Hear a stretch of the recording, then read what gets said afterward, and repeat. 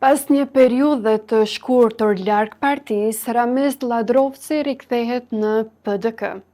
Në një moment të papritur, Ramiz Ladrovci, kryetari i komunës së Drenasit, ka konfirmuar se është plotësisht i angazhuar për Partinë Demokratike të Kosovës dhe për zgjedhjet e 28 dhjetorit. Pas një periudhe kur garoi si kandidat i pavarur, Ladrovci ka njoftuar rikthimin e tij në strukturat e Partisë Demokratike, duke theksuar këtë si një moment vendimtar për fitore të mëtejshme. Në një takim me kryesinë e Partisë Demokratike në Drenas, ai tha se do t'jetë i angazhuar edhe më fuqishëm se sa në zgjedhjet e kaluara për votat e Partisë Demokratike dhe kandidatit për kryeministër Bedri Hamza. Ai e quajti Drenasin komunën e 7 të Partisë Demokratike dhe siguroi se do të vazhdojë të sigurojë fitore, duke shtuar se synimi është tejkalimi i pragut